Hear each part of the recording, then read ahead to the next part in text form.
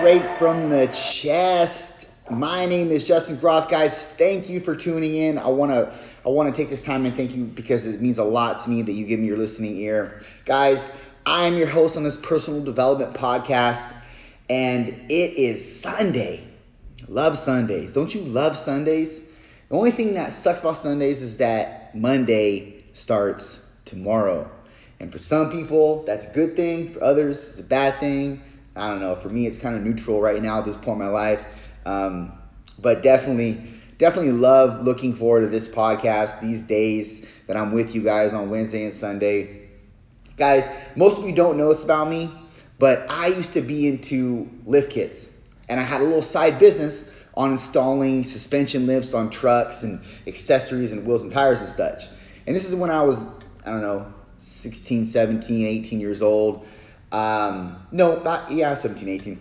And how I got into it was one of my buddies was doing it at the time. I had to lift a truck. I wanted to put another lift on it, like a body lift on top of the suspension lift. And I ended up doing it with him, and he knocked some money off the installation. It got me into the whole encompassed of the suspension components of the lift kits, etc. And I just was in love. And fast forward, we're working on a truck one day, and he says, "Hey, Justin, I need help on the sway bar link. I need help on the upper control arm. And I was like, man, I want to get to the big stuff. I want to do. He's all of the small stuff has to be done before we do the big stuff. And for some reason that never left my mind. What he said, and he was essentially saying all of the small things matter just as much, if not more, than the big things. Because see, I just wanted to get in there and put the big bulk of the product on the truck. But I couldn't do that without doing all the small stuff beforehand. There's a bunch of small stuff. And I hated the small stuff. I wanted the big stuff. I want to get to the big stuff, right? And isn't that just like our life? We love to get to the big stuff. We want the big stuff to happen. We want all of the goals that we're making for ourselves to come to life, to come to reality. But if you sit us down and ask us, are you willing to do X, Y, Z? Are you willing to, or better yet, are you willing to do B through Z? Are you willing to do B through Z? I'm sorry, B through Y. Are you willing to do B through Y? Most of us will be like, I guess, but we don't want to. We want to get from A to Z. We want to see the thrust. We want to see the result.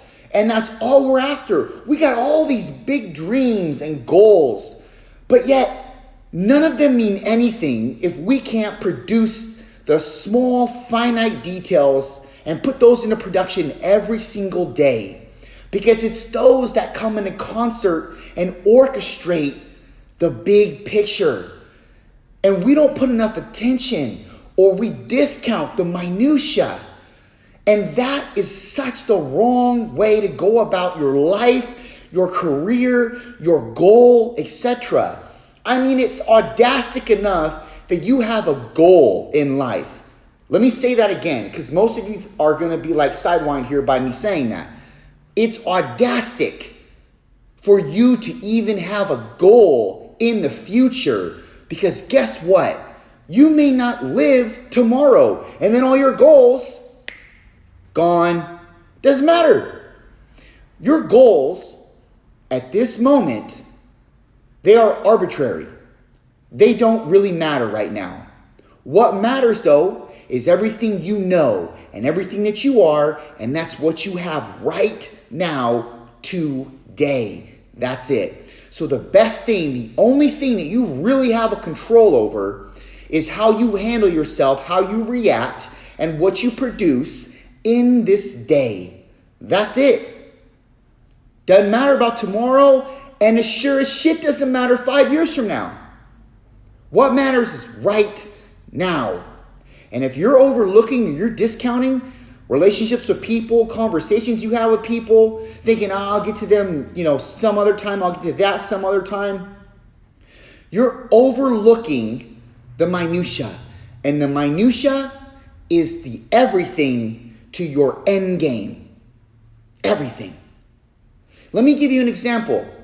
Steve Jobs was so emphatic over the minutia, over the iPhone, to the point where he was just a dickhead to all of his employees because, see, he cared about everything, every small, inordinate detail that most people, because they have ordinary outlooks on the way things are manufactured, it's fine, nobody will notice the difference.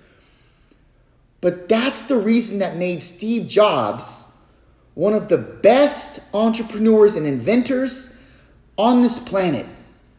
Take away his money, the way that he invented the iPhone, the handling of the ergonomics of it, the transition out of apps, that was all precisely detailed for what he wanted.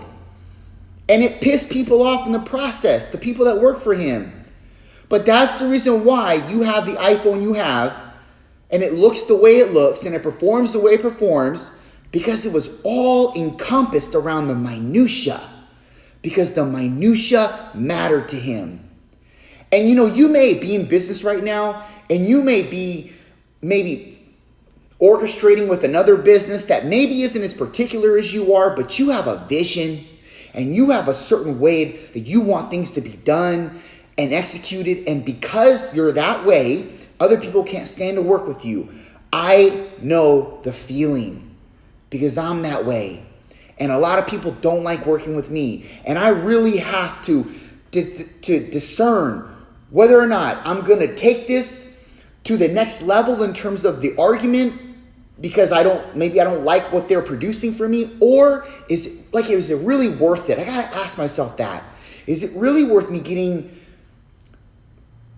detailed or confrontational over this particular thing when it really doesn't matter all that much? It's not going to be something that anybody else is going to notice. It's not going to be and it's going to be something that's going to potentially tarnish the relationship between me and this person for future business. Is it really worth it? I got to toss that up. Is it really worth it?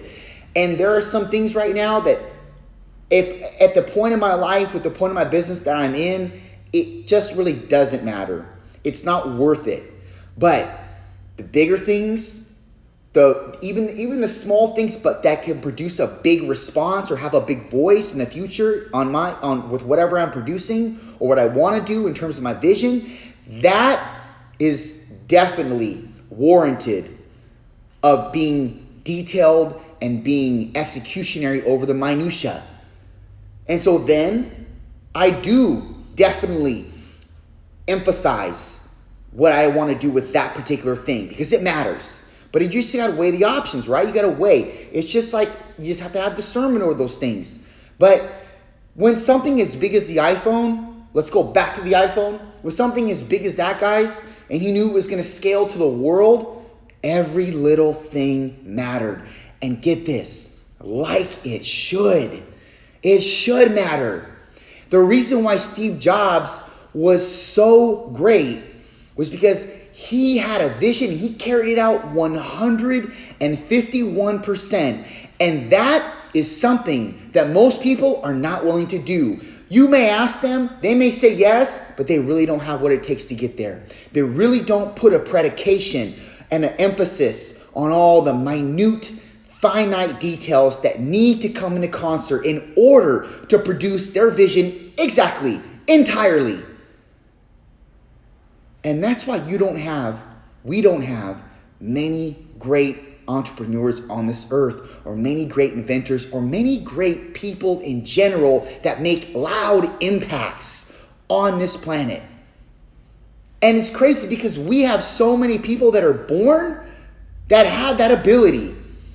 But you just get watered down and diluted with people in your life or circumstances that you've been through, and you just don't follow that cusp anymore. And you just start to, form a different trail. And that trail doesn't lead you towards the destiny that you were supposed to be in. That doesn't lead you towards the legacy that you were supposed to leave. Steve Jobs focused on the minutia. That's the reason why he left the legacy that he left. Take away the money.